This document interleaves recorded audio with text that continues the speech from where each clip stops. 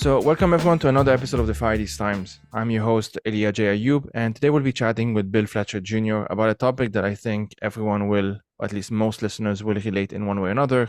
And if not directly, at least I think you will identify this as a common problem in a lot of our spaces, a lot of our circles. Something that I have definitely struggled with for quite a number of years now. And the tentative title of this episode is going to be Taking Authoritarianism Seriously in Organizing Spaces. We will likely focus on the US context, but not just. I certainly have other contexts in mind as well. And I hope that you'll find this informative. Before I'll ask our guest, Bill, to introduce himself, I will first ask everyone if that's okay. If you enjoyed this episode and if you enjoyed this podcast, please consider heading out to patreon.com/FireTheseTimes. For as little as $5 a month, you'll be able to support a growing media ecosystem that's based in the periphery and that supports a bunch of other media projects, including this one.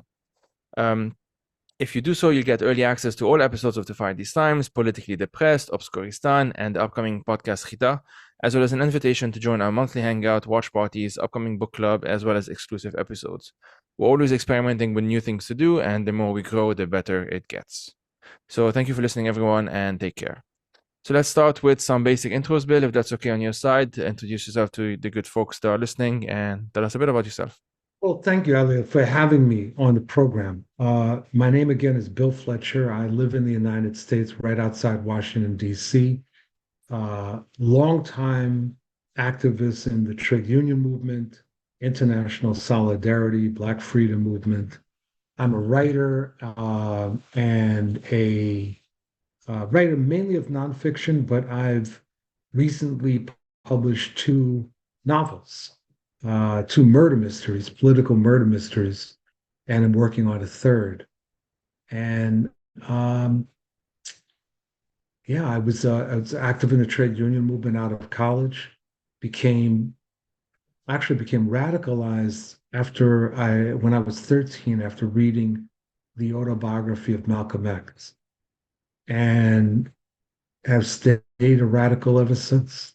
Amazing. I didn't know you wrote novels. I'll ask you towards the end. Sometimes I ask guests to Yeah, recommend books. I'll ask you towards the end to talk about a bit about them, actually, if that's okay.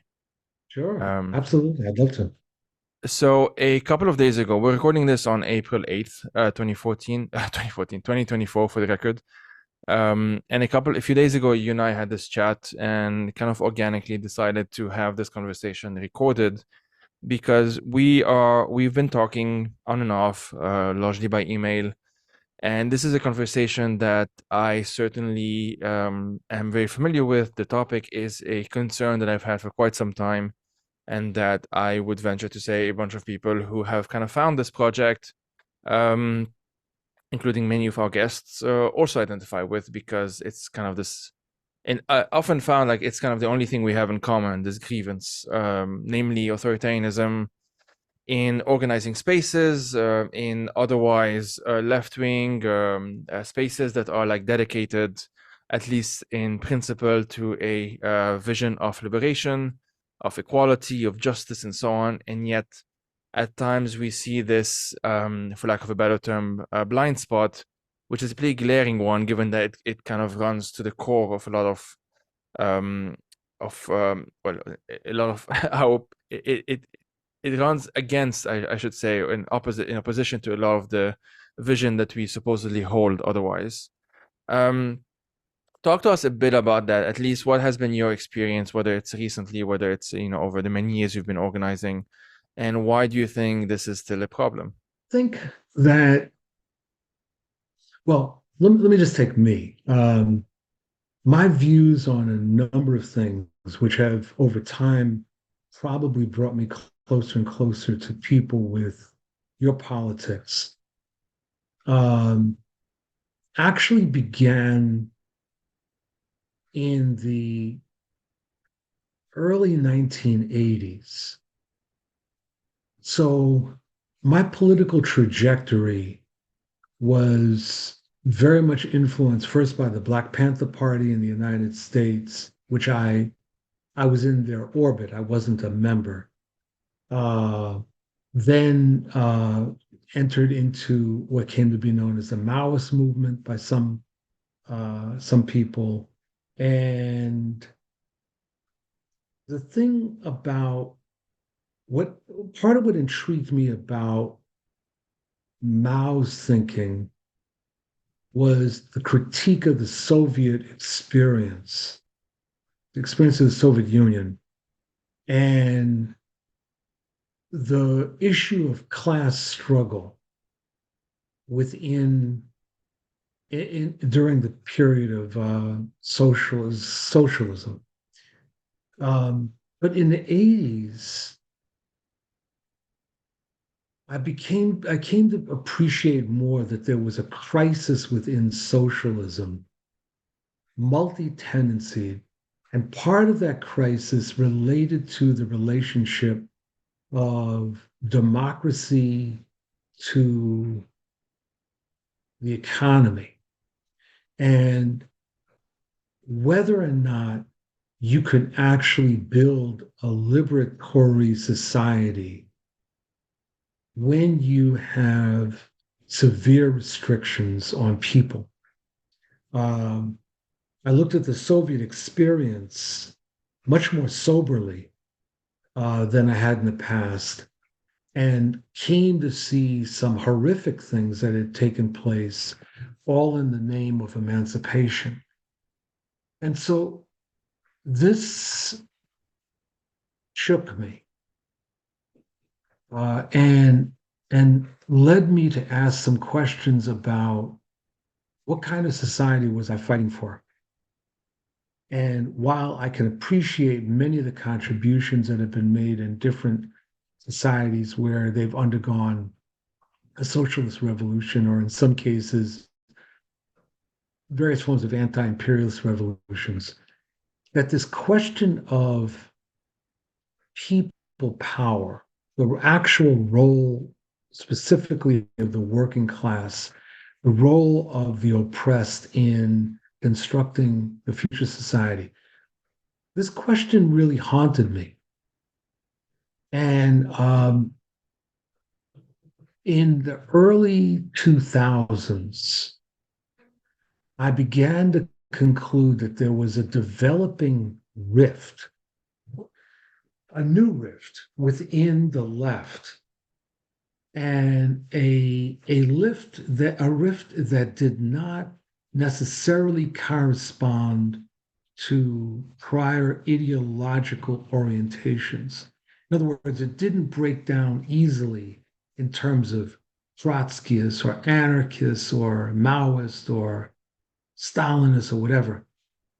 It was a different kind of rift that I think has contributed to a certain kind of blindness to certain forms of authoritarianism. And the rift was, for me, became clear in the context of Robert Mugabe and Zimbabwe. And this was in the early 2000s, and there was severe repression that the Mugabe regime introduced against the opposition, all in the name of allegedly fighting imperialism. And there were people that I knew, trade unionists in Zimbabwe, who were jailed and tortured. So it wasn't like an abstraction. And this really shook me. And it led, and what also shook me was having discussions with people in the United States about this who didn't want to grapple with that. So you got that side of the authoritarian equation, and then you have this other side of the growth of right-wing authoritarianism that many people on the left have denied for so long. And what I've begun seeing is this bizarre convergence between right-wing authoritarianism and some forces on the left who are at least neutral, for lack of a better term, ambivalent about the growth of right-wing authoritarianism. And so it starts to feel like the notorious red-brown alliance. The closest equivalence I have to this experience is with Syria. And it's something that I've, of course, talked about on this podcast a number of times, and as well as in my writings. But so why Syria? Syria under Hafiz al-Assad and then under his son, a lot of the ire of the regime was focused on two main political opposition, for like to simplify a bit. Although three, I would say, if we would include also the liberals. But namely the Muslim Brotherhood, of course, on one side, and then on the other side there were the communists. The opposition between the repression of the Muslim Brotherhood is something that's kind of known, I suppose, in the wider world. We know it in Egypt most notably. Not that the Muslim Brotherhood is an unproblematic movement. I don't want listeners to misunderstand me here. But the other thing, that the other movement that has been violently crushed in Syria, that's not often talked about or very rarely talked about, is the communist movement. And that movement, especially in the 80s, was very dedicated to like stuff like the Palestinian cause, ending the occupation of Lebanon, which would become more and more of a problem in the 90s and early 2000s, the Syrian occupation and the Israeli occupation, both of which occupied at the same time. They co-occupied Lebanon. And you know, communists in Syria were jailed, exiled, tortured, murdered for decades, really. To the point that when I first learned of that other tendency, which we're kind of calling authoritarian, the red-brown alliances, tankyism, all of that stuff, I was, I don't know if shocked is the term, but more like confused. I wasn't entirely certain if we were talking about the same thing. And the more I studied my own history, I'm of course from Lebanon, Palestine as well, the more this became more and more confusing. Because in my mind and by my own understanding of recent history, the trajectory of certain states like the Syrian one, like the Iranian one, and of militias that are not quite like states, but are part of the state, like Hezbollah in Lebanon, is that they often focus a lot of their anger and a lot of their repression on the left-wing alternatives, because otherwise they were kind of appealing to the same audience. They're appealing to a broad mass appeal against a certain, for example, the Israeli occupation of Lebanon, or in the case of Iran, against, you know, Western imperialism and the Shah, and so on. And so they understood early on that if they didn't crush the alternative, which were the communists and the leftists more broadly, then they would have a competition down the line. So many of them would tolerate some alliance in the short term, but at some point they understood, and this was the case also in Lebanon, as I mentioned, that the communists and the leftists and even secular nationalists, who were like nominally center left, let's say, are as big of a threat in any case, if not arguably a bigger threat than the big thing that they were resisting against, like the Israeli occupation, because they provided a concrete alternative while also doing the same thing that they were doing. So they were also resisting Israel militarily in southern Lebanon, for example, but we're not doing so in the name of some Islamist ideal, but in the name of some secular, Marxist in many cases, or at least broadly speaking, communist ideal. And they understood early on that they had to crush this. And so they took part in assassinations. They assassinated a number of left-wing intellectuals that came from the exact same neighborhoods as the ones that they wanted to grow into. And that was in many ways, I think today I can call it the Iranian playbook, or at least the post-1979 Iranian playbook. Namely, appeal to some kind of populist, quote unquote, or left-wing maybe populist ideal, but don't make it too much about the left, and don't talk too much about class. Don't bring up all of those inconvenient questions, because obviously if you do so, you'll have to talk about the high brass of the regime and the religious elites, which they don't want. So when I understood all of this, like this aspect of my kind of regional history, let's say, the other element or the other tendency, which we are correctly, I think, identifying as authoritarianism in the West, and to be clear, this is not just a Western problem. We have this in Lebanon as well. But I think it's more dominant in the West, was both confusing and at one point disheartening, and something that I still struggle with to this day, although I've kind of moved beyond the why do they do this question, and now I'm mostly trying to do something about it. The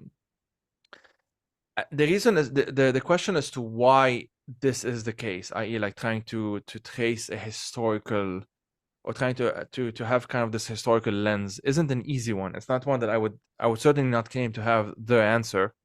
but I think identified a number of tendencies in the past, let's say 2 decades or so. One of which is actually an internalization of the war on terror.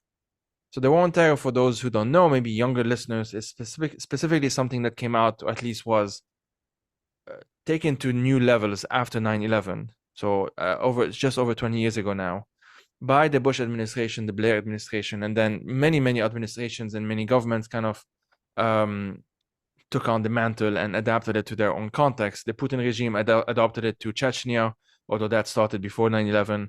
The Chinese regime adopted it to what's called unquote Xinjiang, and so on and so forth.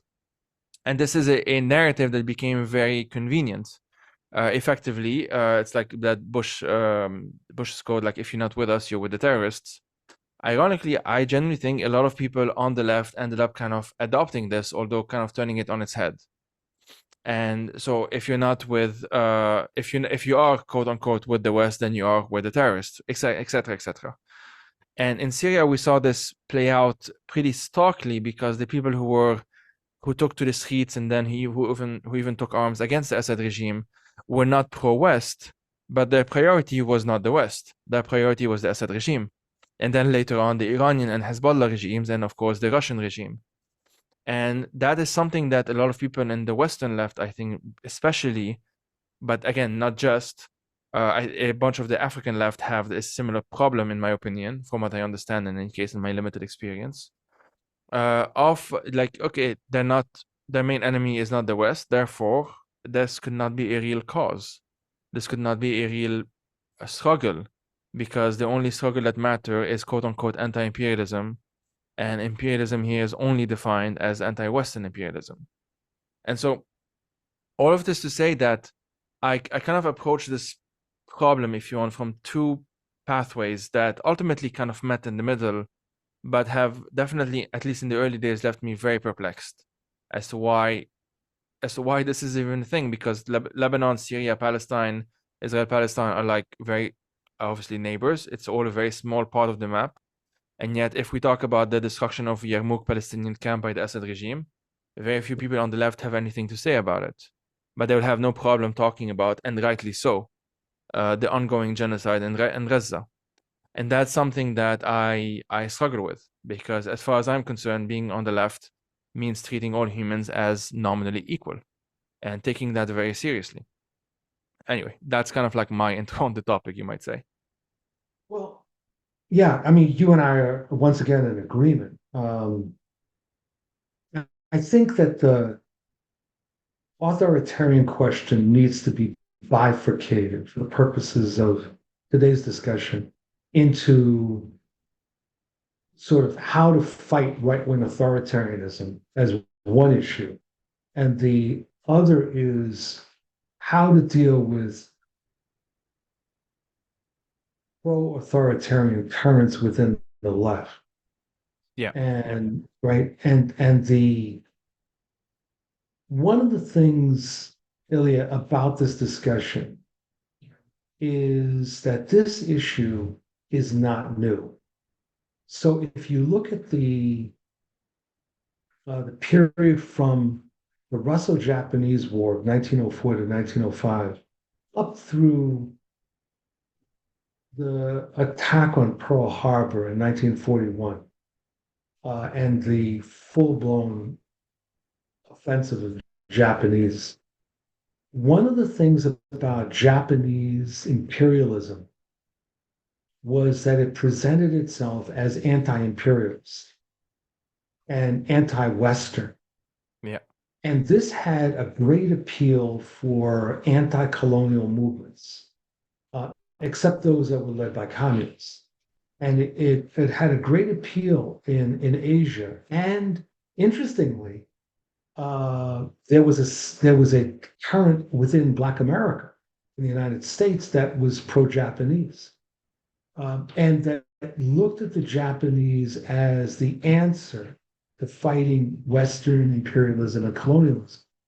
There's the sort of famous example of Mohan Singh in India and the Indian National Army. I mean, Singh had been a major player in the Indian movement against Britain and in World War II made the decision to align himself with Japanese imperialism as a way of fighting the British. So you have this kind of current in the post Cold War world. It's opened again. Now, during the Cold War, let's say from 45 through 91, you had those that would slavishly support the Soviet Union, regardless. And those tended to be pro Soviet parties and people that were aligned with them. In the aftermath of the collapse of the Soviet Union, there's been sort of this realignment, and people, again, from various political tendencies that have narrowly defined imperialism, as you were pointing out.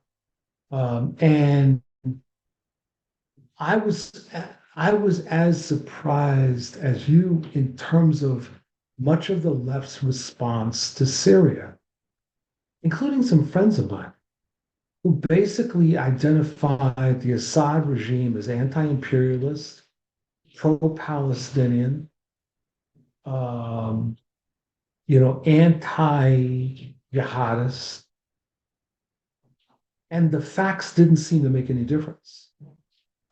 To paraphrase the Trump administration, they found alternative facts to justify their positions. And we've seen this, as I mentioned, in terms of response to Zimbabwe, Nicaragua, and the Russian invasion of Ukraine. This narrow conception of imperialism as becoming a matter only defining Western imperialism, and within that, to a great extent, only defining the United States. And I think that this is very dangerous. And as I was saying earlier, it feels to me like there's a rift, RIFT, a rift that's developed that I don't think is bridgeable between those on the left that are prepared to soft pedal authoritarianism in the name of fighting imperialism, and those that say that the fight against imperialism needs to be joined to the fight against authoritarianism, and that's the direction for a 21st century left. Yeah, definitely no disagreements there. What sort of prompted our conversation the other day, or at least part of it, is a concern that you've had and I've expressed, that I shared as well, over the fact that it seems that a lot of folks in, at least in my circles, who are Americans, who are broadly speaking on the left, either committed or just like broadly, let's say they identify as progressives or whatever, downplaying or even welcoming in many ways the potential for a second Trump administration. Not because they think the guy is a good guy, they hate him, but because there's this sense that Biden is so bad that either it cannot get worse, sorry, or even if it does, we, quote unquote, deserve it or need to suffer for a few years, to quote one person of like a couple of weeks ago, whatever.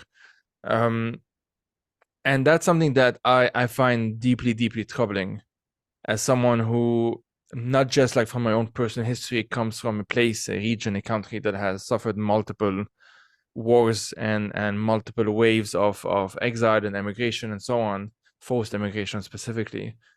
But this is doubly concerning because we're talking about the US, and whatever happens in the US, especially at the level of like elections, presidential elections especially, will obviously affect the rest of the world very, very deeply.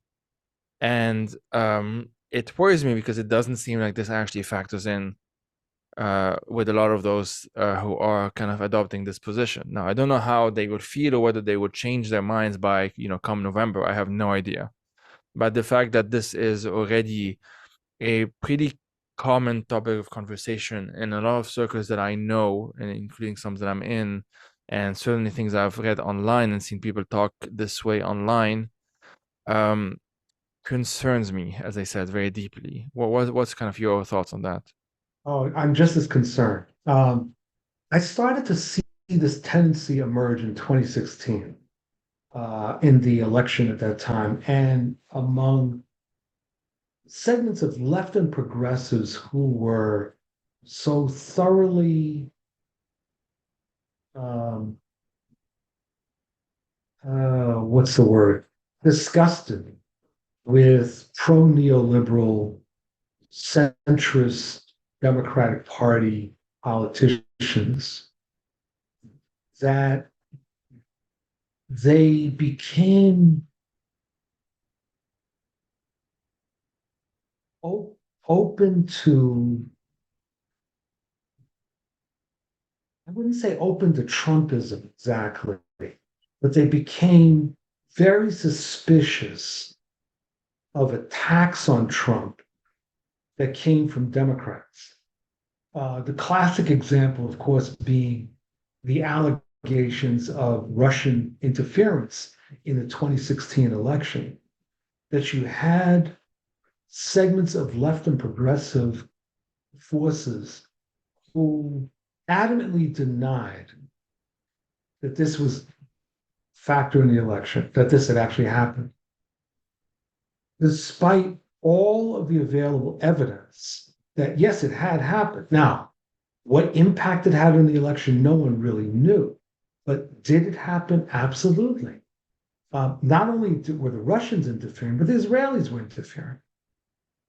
And so you started to see this, and this idea that the threat from right-wing populism, which started to morph into a form of fascism, that this threat was being overstated by political liberals and by elements of the left, that the real danger remained from centrist Democrats and their neoliberalism.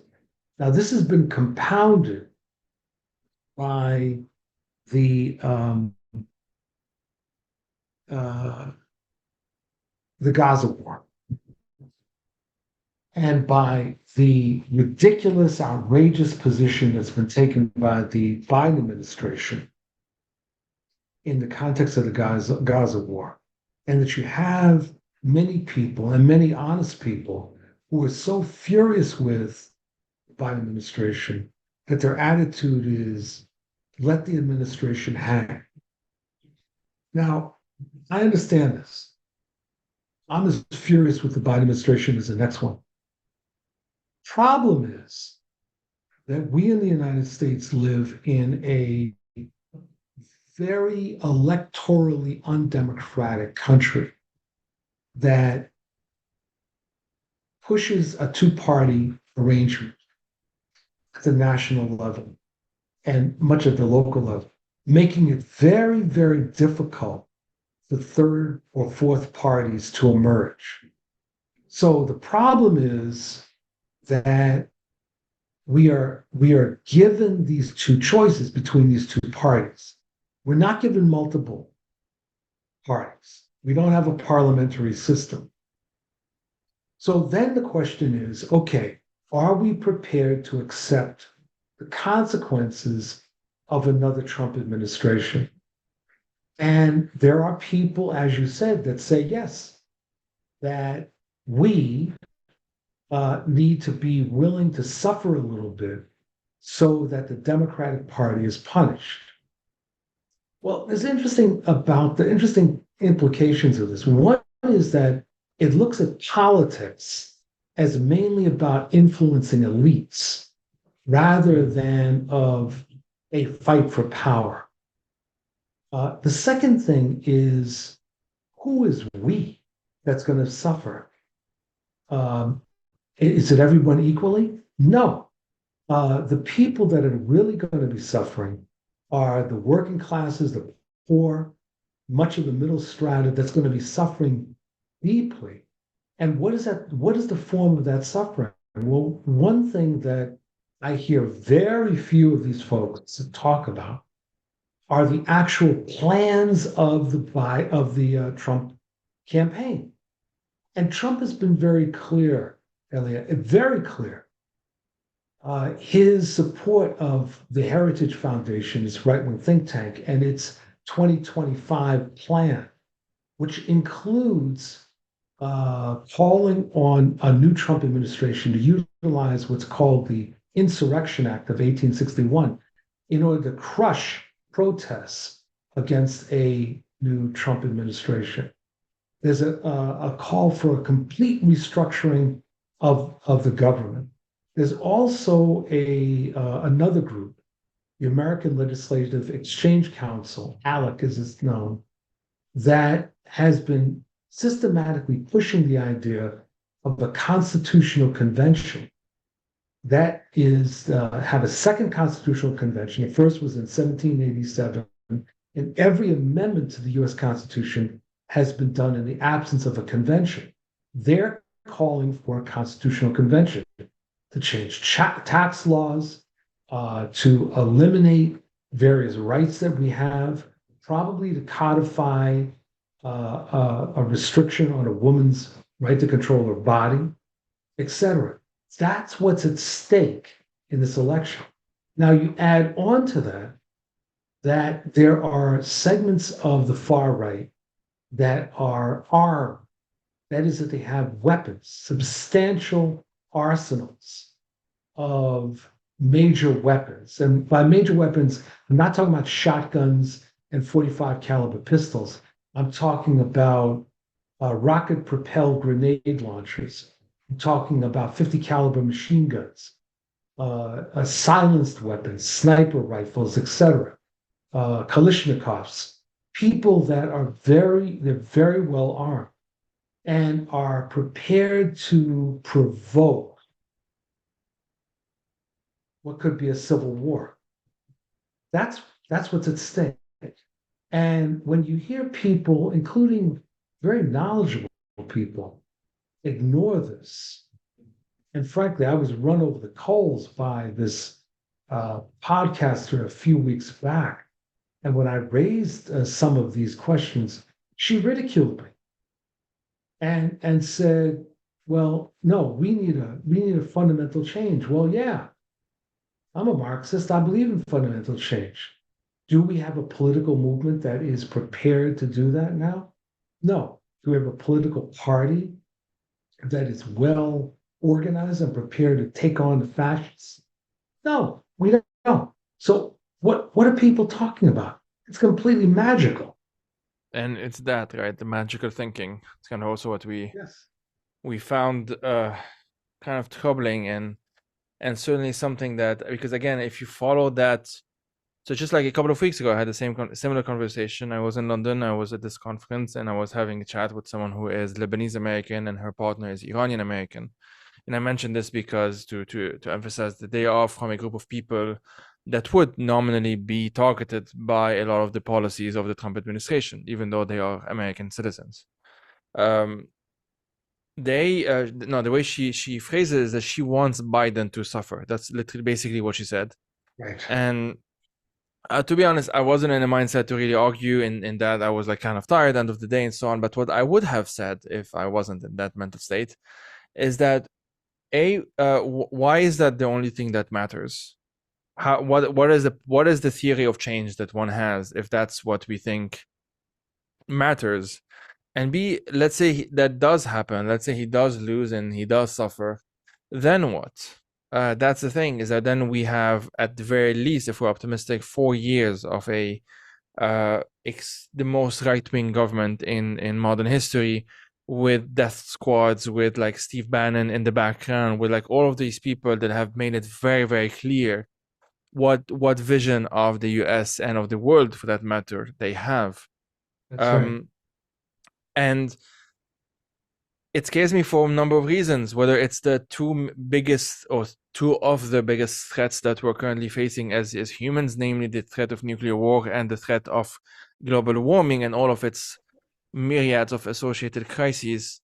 The fact of the matter that we would have a regime at that point in the US at the head of the most powerful nation on earth, that is very cavalier about both of those problems, and in fact is very happy to accelerate and to worsen at the very least one of them, namely the global crisis, the global warming crisis, with consequences that are so beyond the pale and so complex that no individual is even able to comprehend the scale of it. Like, I'm unable to do so, to really sit down and just fathom how bad it could be, because the consequences are, eternal, for lack of a better term, at the very least very, very long term, long beyond anything that Biden himself can do or that Trump himself can do. And it's stuff like that that concerns me. Again, it's not that then the alternative. It's not that I'm saying, oh well, Biden is amazing on global warming and is going to fix everything. No, but the thing that does exist with the Dems in power is a bunch of people around them, and that's something that I can, at the very least, see a way in. With the Republicans, it's dead in the water. There's no way to even entertain that notion, because they're very clearly against very basic principles of human rights that I uphold. And so I've never I think when we talk about magical thinking, one thing that we are referring to, and feel free to elaborate on that if you want, is that there seems to be a confusion, if I want to have like an optimistic take on it, or maybe a kind take on it, I don't know, generous take on it is what I was looking for. There seems to be a belief that if we feel like something should be the case, then we don't actually have to do something about it. We just have to either feel it or feel very strongly against its opposite, or just, I don't know how to describe this. There's a very deep disconnect between what it is that we say we want, i.e. the left, progressives, emancipatory ideologies or visions for the world and so on, and how to actually get there. And if we don't know how to get there, it's almost like we then take a bit of a leap of faith, for lack of a better term. And I do think there's a bit of a religious element to this, religious in a kind of a neutral sense, I suppose, of believing that like things cannot get worse, and that if we just learn, if we just suffer for some time, whoever the we is here, and that's always changing, will sort of learn our lesson, will, I don't know, come to the light, I guess, or maybe we will all become revolutionaries overnight. And any religious scholar, any scholar of religion, will identify this as a form of millenarianism. All we have to do is wait for the return of the Messiah, wait for the return of the Mahdi, or whatever, and then everything will be all right, and then the good people will go up to heaven and the bad people will go to hell, or whatever.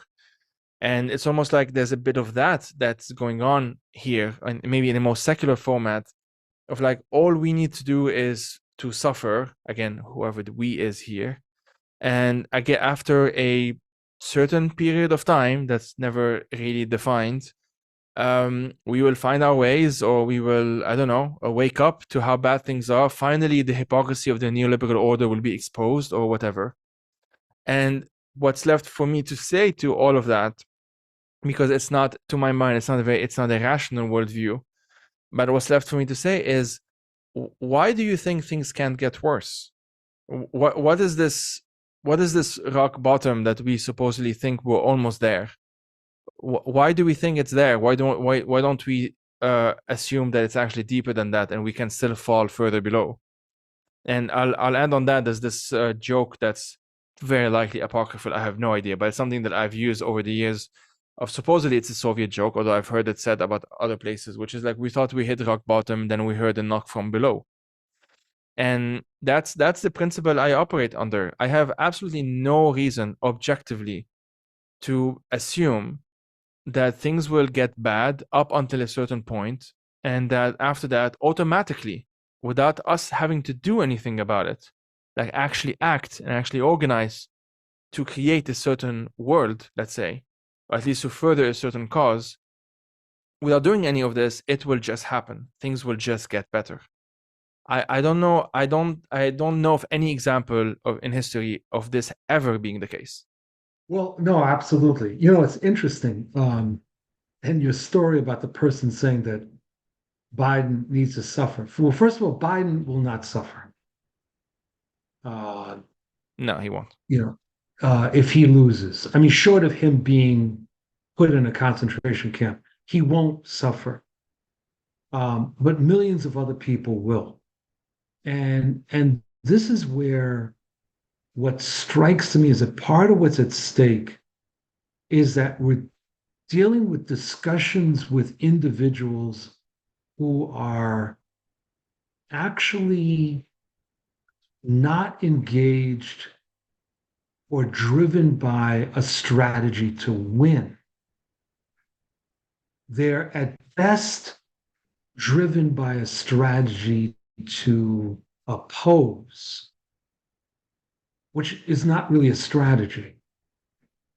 So when you see yourself as a perpetual opposition, and when you see yourself as not fighting to win because maybe you actually don't believe winning is possible, or maybe it is, as you said, people that have an apocalyptic view, the millenarian view, that see change as only happening as a result of something phenomenal.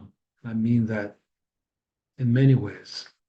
Um, you then get this nihilist approach towards reality and towards fighting. So it's ridiculous, and the idea of things can't get worse. See, so my story is the story of the man who jumped off the Empire State Building in New York, and as he fell past the 40th floor, was overheard saying, "So far, so good." Um, See, that's true of so many movements in the US where we have been in a decline and facing active counterattacks since the 1970s, at least by early 1980s with Reagan. But the attacks have been, sometimes they've been very brutal. Sometimes they've been beaten back a little bit, but the attacks continue. And we have been losing an immense amount, but not all at once. It wasn't like there was a coup d'etat in 1981 and that everything changed immediately and radically. It happened over time. So it became harder for many people to realize we're in deep trouble. And we've been getting into deeper trouble as time has gone on. Um, and so there becomes a way that people accommodate themselves with deteriorating circumstances. Not sure always who to blame for it, but nevertheless accommodate themselves. That's part of what we're experiencing. The other issue that is relevant is, as you said, this idea that things can't get any worse. And that was the view in Germany in 1932. And it was made explicit in both the Communist Party of Germany and the Social Democratic Party that the slogan of "After Hitler, us," they believed, and even many of the, as I've recently discovered, many of the elements of the non-fascist right wing in Germany believed that within a matter of a couple of years, Hitler would discredit himself and would be ousted. But that all assumed that Hitler was going to play by the rules of the Weimar Republic. Maybe shake things up a little bit, basically play by the rules. And as it turned out, he didn't. So people that are assuming, well, we'll put up with 4 years of Trump again. He will discredit himself. The masses will rise up and will oust him, are making the assumption that Trump and company are going to play by the rules. But what happens if and when the Insurrection Act is introduced? What happens if and when the top echelons of uh, the the government are eliminated, career appointments?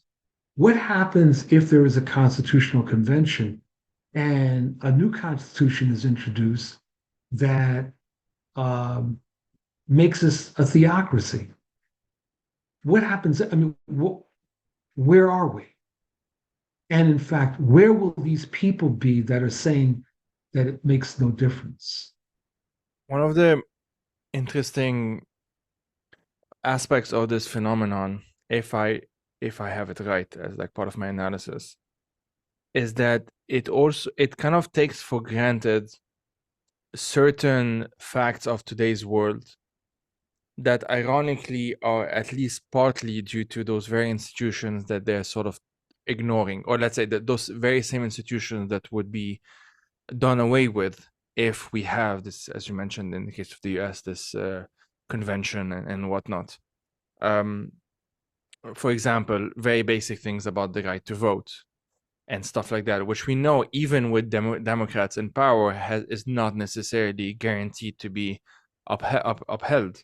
And obviously with the Republicans in power, we know for a fact would be like chipped away with, and not even chipped away, but like aggressively targeted in multiple states, if not nationwide.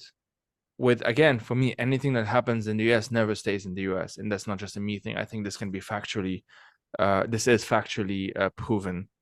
Self-evident, I would go so far as to say, to be honest. The irony is that with this type of magical thinking is there's never a sense that we, again, whoever is the we here, would really be under threat. There is still a sense that we will probably be okay, whatever that looks like. The details, I'm sure, changes from person to person. But in film studies, which is kind of my field, or at least one of the fields I work in, there is this interesting parallel to kind of this conversation we're having. Namely, when you, and this I've mentioned this on the podcast a number of times, when you watch those post-apocalyptic movies, most of the time, many humans, most humans even in those stories, are kind of gone or dead within the first 10 minutes of the movie. If you think of like I Am Legend, which is like I guess a famous one of the past 10 years or so. No one, people who watch that movie, you don't see yourself as like the crowd that's killed in the first 5 minutes. You see yourself as the main character, as Will Smith in that movie, because that's how stories go. And when we watch films and series from like, zombie apocalypse, like The Walking Dead or what have you, we identify, of course, with the main characters. We follow their stories. Where statistically, we are the people who are dead in the first 5 minutes. And if not me personally, definitely a bunch of people I know, and loved ones and friends and whatnot. And so there's a bit of a parallel there in the way of this, I think, what we're calling magical thinking, which is this belief that ultimately we, people I know, will be safe or safe-ish. They won't come for us. And I hate to bring up that famous poem of like, first they came for and then they came for and whatnot. Right. But there you go. The parallels are a bit haunting, I have to admit. It's never the same, but I don't have any certainty. In fact, there's nothing out there that would guarantee. There's nothing out there that really tells me that this time around it can't be worse. There's nothing out there that says so. For one, technology has changed dramatically. We're now reading a few days ago of the AI systems being used by the Israeli army in Gaza. That is horrific.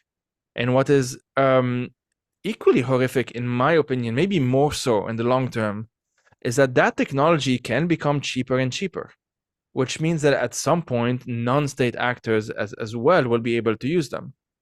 There's always an interesting, from like a purely, I have this like intellectual, if you want, or just purely theoretical scenarios in my head, like, okay, what can this then be used against the oppressive forces? Maybe, I don't know. But it can also be used by the far right. It can be used by your ISIS and your whatnot in our region. And of course, it can be used by the far right, the Christian far right in the US, and the white nationalist far right in the US. This is just one small example. The point is that we have already entered a world that is no longer the same world as even 2016, let alone the world of like 2003 after the war in Iraq and invasion of Iraq. Things have already shifted so dramatically that if we again here, quote unquote, or I would say very specifically, maybe the anti-authoritarian left, people who view themselves as progressives, who view themselves as who view democracy as something that is under threat and that should be defended and improved, even because democracy is not static, because humans are not static. I think we need to understand that the world we live in has already changed. And one of the ways of doing so, in my opinion, and I'll end this note on that, this point on that, is taking authoritarianism very, very seriously as like one of the fundamental threats within our spaces and without our spaces. Outside of them, especially, of course, when we talk of the authoritarianism, it is overwhelmingly a right-wing phenomenon, and it's not the same necessarily as like what the way left-wing authoritarianism, when it takes the state format, is manifests itself, is usually different. Not that one is better necessarily, but it's different. Overwhelmingly, it's a thing of the right and of the far right, especially. But when it is downplayed, even whitewashed in our spaces, quote unquote, our here, I think it opens up the space for those wider forces. It makes their lives much easier. It honestly makes their lives so much easier that they don't need to fight us that much anymore, because they have the power, if you see what I mean. I lost you in my metaphor, which I'm not very good at, but I'll end on that. No, no, no, no, no, no. So I can't remember when I started years ago. I think it was partly inspired by the late Nikos Poulantzas's final book, State Power Socialism, where he was talking about the rise of authoritarian statism. And it was a very interesting piece. In the early 2000s, I started thinking about the neoliberal authoritarian state and about how what we've been witnessing, coinciding with the rise of neoliberalism, has also been the rise of a certain kind of authoritarian state. And I'm not talking about the rise of fascism. I'm talking about the rise of a certain kind of authoritarian state that has increasingly narrowed the parameters for legitimate struggle and legitimate discourse, whether in the media or in elections or whatever.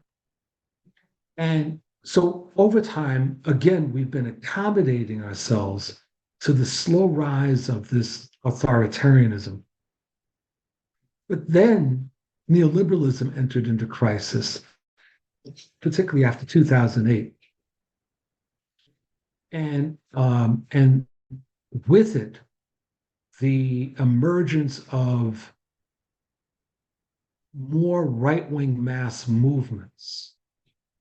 I mean, there were always semi-fascist groups and fascist groups around in different parts of the world, certainly not just in the global north. But we started to see in the global north, and there I'd include Russia, the rise of these right-wing authoritarian mass movements that have been representing a major threat. Part of what struck me, first with the rise of neoliberal authoritarianism, is the notion that the capitalist classes, and particularly the transnational capitalist class, I believe has been preparing a sort of preemptive strike against popular movements and projected mass movements in response to the growing economic crises and the environmental crises. In other words, this is not a response to an immediate threat. It's a response to a projected threat that there's this view that seems to be growing within the capitalist classes is that they're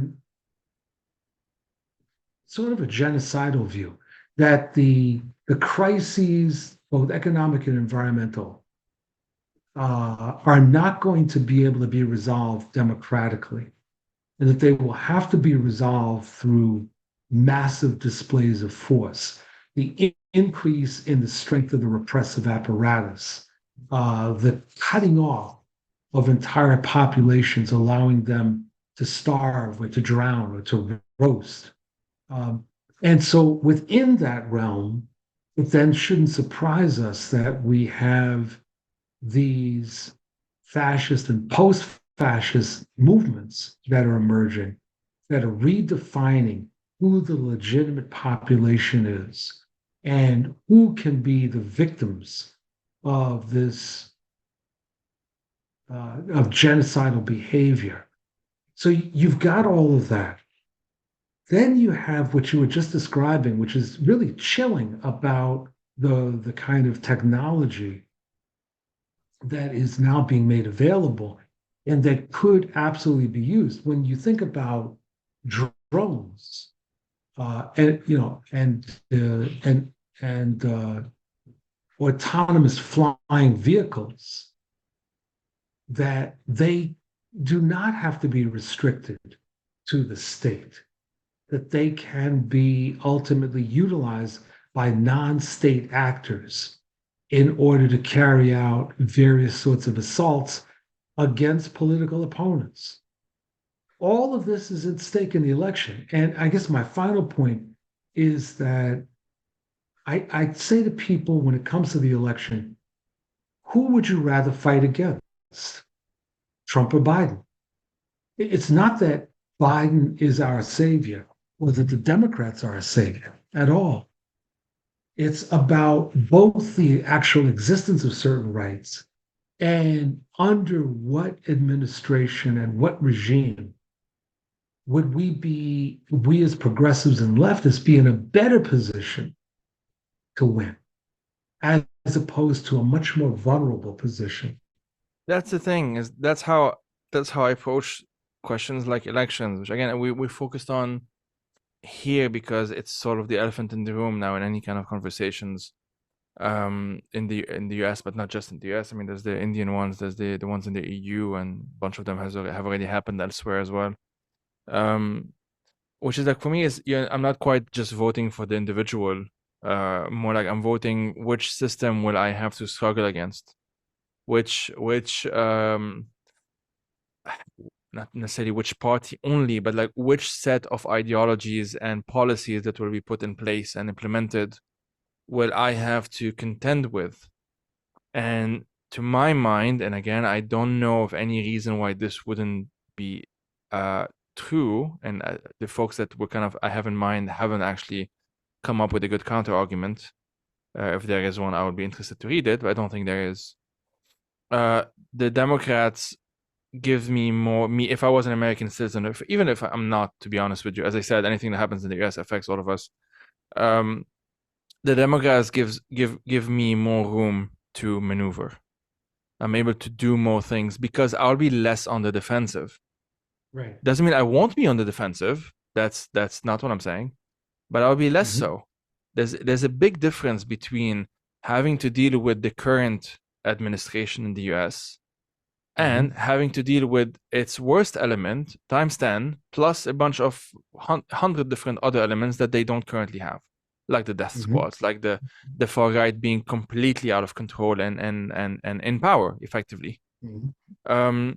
that's for me the main difference. And again, it goes to this, I think, understanding, this hesitation, almost like natural hesitation I have.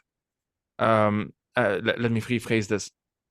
The reason why I'm saying this comes from the understanding that I have, which I think is accurate. I think is factually based, and I've yet to find any counter argument to that effect. And I am actually searching. Um, is that things can get worse. It's really that simple. And if things can get worse, it means that if we're using the metaphor of like we're not hitting rock bottom, but we're going even deeper and deeper and deeper and deeper, what it might mean then we have even more to do to dig ourselves back up. We have more, we need to spend even more resources. We need to put more effort, more organizational power, more capital even into getting back to the basics, let's say, or going back. Sorry, let me rephrase this again. We need to spend even more resources to just get to a level where we would consider tolerable. And there's no guarantee that that would even be the case because, again, we would be on the defensive.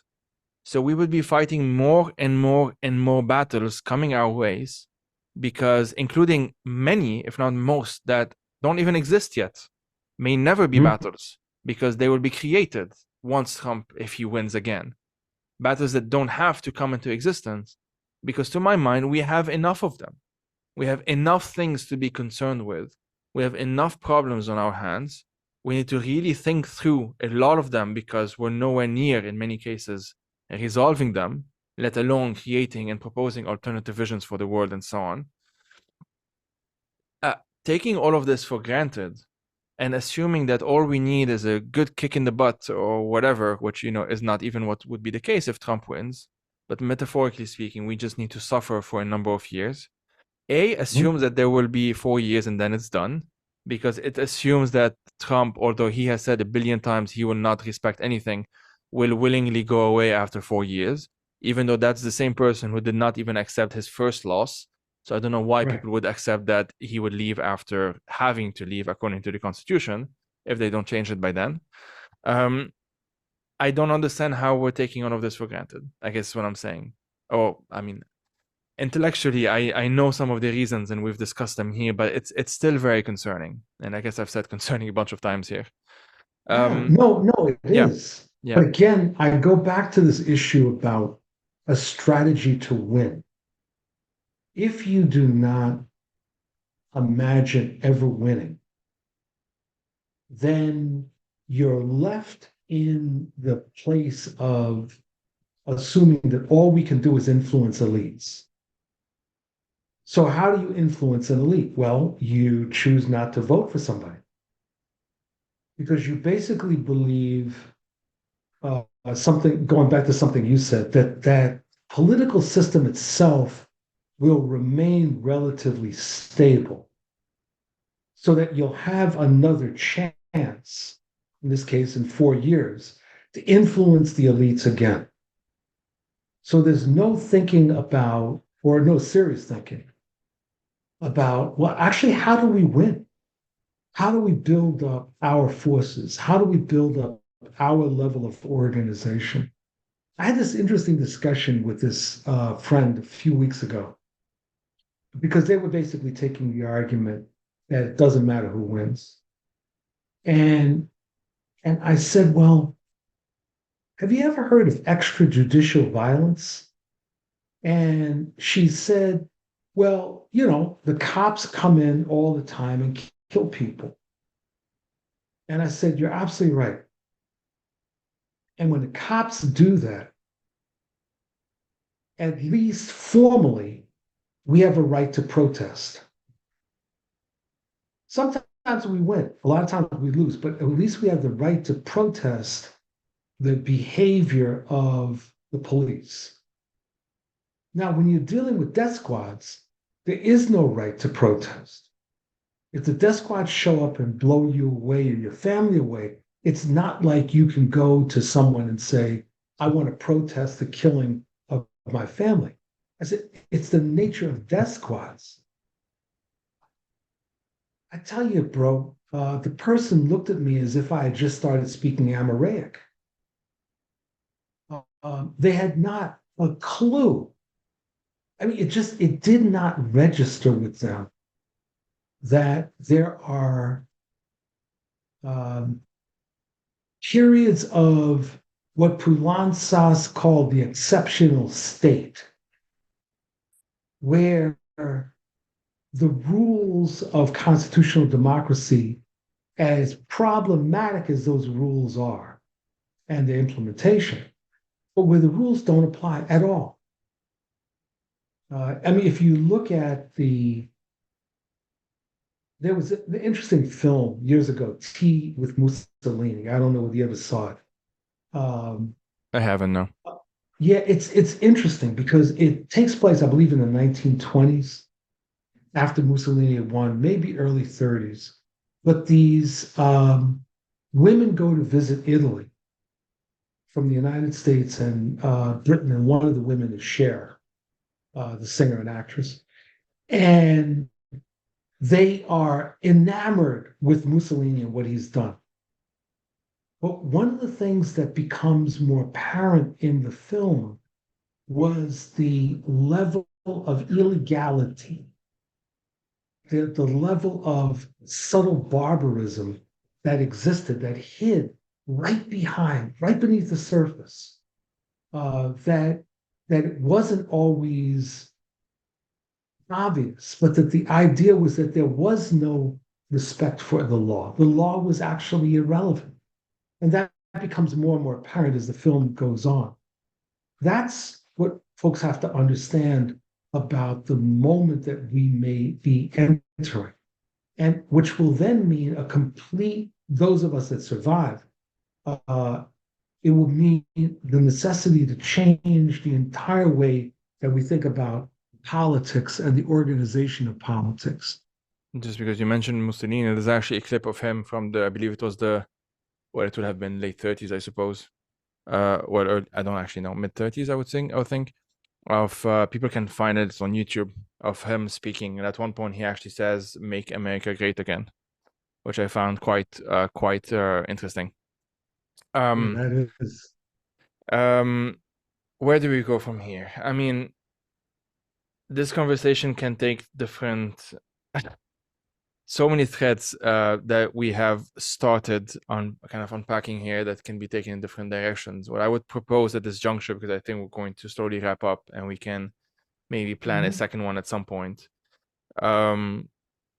is I would love after when we're towards the end of the conversation, I would love for you to talk about the fiction books that you've written, because actually the part of this project, part of the Fire These Times, is actually taking the imaginary and our imaginations, including political imaginations, very, very seriously as something that's not just a purely abstract, escapist,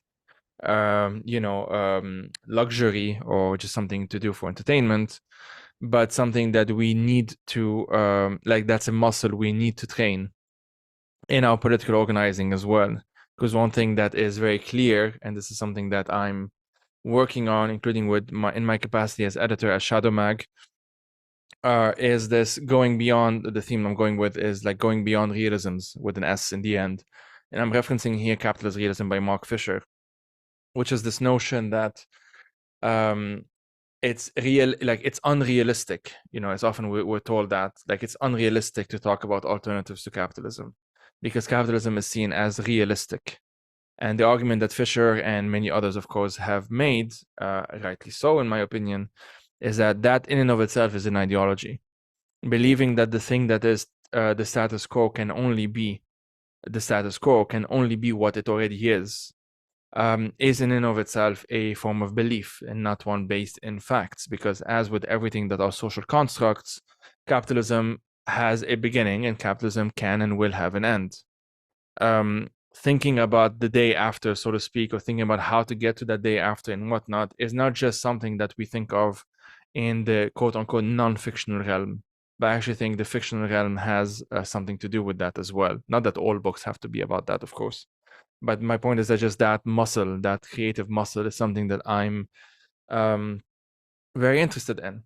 So on that note, do talk to us a bit about that aspect of your life, the works, the fictional books that you're writing, and also maybe if you want to share, if that's not too broad of a question, if it is, let me know. Like, what's your theory of change in all of, given everything we're talking about? Like, how do we get to change? How do we change things? I guess I'd put it that way. Well, let me start there, then talk about the novels. Yeah. Because I feel like the discussion we have been having today is of great importance, not because of who you and I are, but because of the themes that we're touching on. And it does come down to concrete assessment of concrete conditions and the development of strategies and organizations that can win and that are determined to win. And by winning, I mean advancing the emancipatory project. Um, and and so part of what I believe is necessary is for those of us around the world that share these views to be in much greater contact to, among other things, strengthen and elaborate our theories about the current situation and where we need to go, to learn from our experiences in actually trying to advance campaigns and movements for change. And to counter the views of those who are quickly going down black hole of red-brown alliances. That's what I would argue, and that's perhaps what we could talk about in another discussion. In terms of my novels, so I've written two novels. One is called The Man Who Fell from the Sky. That's the first one. Second one is The Man Who Changed Colors. I have wanted to write novels for a very long time. I grew up as a kid thinking about stories that I would like to write. And when I became radicalized and a political activist, I put that aside because it felt frivolous it even though I continued to read fiction. Back around 2008, I took a crack at writing a novel, a murder mystery, and it was a political one. And I showed it to an agent, literary agent, who ridiculed it and who said to me, when you go back to writing nonfiction, and I had at that time two nonfiction books, she said, call me then. Which is not the kind of advice that any writer wants to get, and it's not very helpful. Subsequent to that, I constructed in my mind another story, a separate story, that became The Man Who Fell from the Sky. And The Man Who Fell from the Sky is a book about race, justice, revenge, and it's situated among Cape Verdean Americans. And Cape Verdeans were the first post-1492 African population to come to the United States not enslaved. They came as free. And they came from the Cape Verde archipelago, which is 500 miles off the coast of the continent of Africa. They are an African people, mixed in many cases. And they came on fishing boats and whalers. And they ended up in southern New England.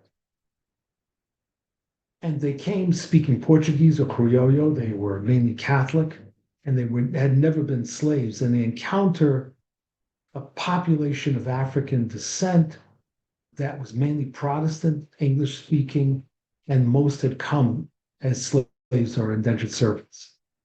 So the clash of these populations led to, or not just the clash, the relationship of these two populations led to interesting understandings about the notion of race and racism.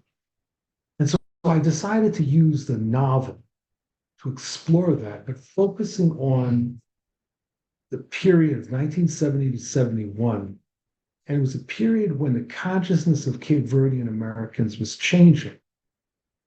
And it was influenced by both the Cape Verdean struggle against Portugal, as well as the Black freedom movement in the United States.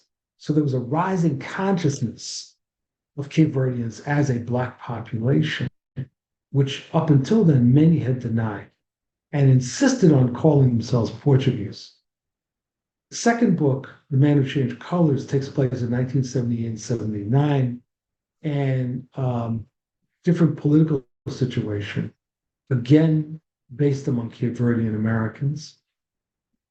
And I wanted to use fiction, as many good leftist fiction writers have done, whether Dashiell Hammett, Octavia Butler, Walter Mosley, Kim Stanley Robinson. I'm only talking about people in the United States, but they're all over the world. Paco Ignacio Taibo in Mexico is a good example, who have been on the left and have utilized fiction as a way of discussing politics.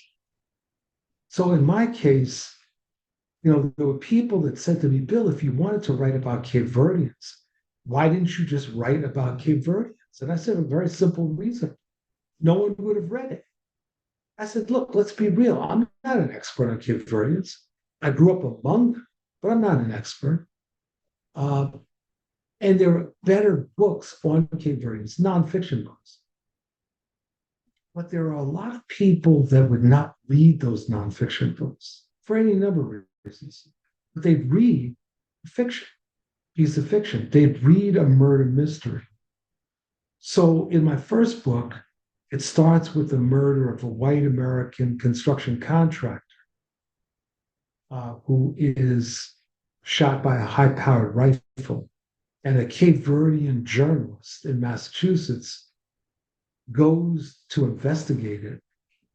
And it takes him back to an incident in World War II, but also issues about what was going on among Cape Verdeans at that time. The Man Who Changed Colors starts in a shipyard in Massachusetts with the death of a Cape Verdean immigrant welder who falls to his death. The main character, the same one from the first one, David Gomes, is brought in to write a story about the dangers of working in shipyards, only to discover that this death was not an accident. But it also raised certain questions about who was the victim and what happened. So I wanted to utilize fiction in order to get into these issues. And then the issue of justice and revenge is something that I've always been intrigued by. The border between these two areas. When does something move from a search for justice into a search for revenge? So I was playing with those, and I'm currently working on a third novel in this series, the David Gomes series. And we'll see how it goes. It takes place in the early 1980s, and it deals with a lot of what David and his wife are going through, but also begins with the murder of a Black church member of a very right-wing Black church, a kind of church that many people, even to this day, don't believe exists. And I'm talking about vehemently anti-communist, misogynist, homophobic, the whole nine yards. That's amazing, Bill. I would love to check those out. I Thank you. I would love to. It's one of those things. Maybe we've had the same thought process. I would love to write fiction as well. I never have. I did very briefly when I was younger, when I was in my teens. Right now, I'm kind of just someone who talks a lot about it and reads it and watches it and whatnot, and talks kind of like the hype man for like a bunch of especially like futuristic genre like solar punk, especially Afrofuturism and so on, is something that I'm deeply passionate by, but I haven't quite found the, I guess, mental space or whatnot to do it myself, but I do want to. Good. What I would say is that actually, yeah, no, I'll just end on that note. I encourage you to continue doing that. As I said, I'll do my best to check them out soon. And all Good. that's left for me to do is to thank you for coming on. If you have any final thoughts, please go for it. Otherwise, we'll leave it at that. No, this has been fabulous. I really want to encourage you to write the fiction. It's Thank you. really amazing because when I was writing my first novel, there were a small number of people who were supportive of me doing it. Mm, There were other people that thought, okay. And then there were other people who were very uneasy about me writing fiction. They saw me interesting. as turning away from nonfiction, of engaging in something that was frivolous, Right, irrelevant. like of escaping, basically. Right, exactly. Yeah. And what ended up happening was after the book came out, the first one, some of those same people came up to me and quietly said, Bill, this is great. You know, I actually have a story I'd like to write too. And then I say, then let's talk. I'd say the same to you, bro. Amazing. Well, thank you for joining us today, Bill. Thank you very much.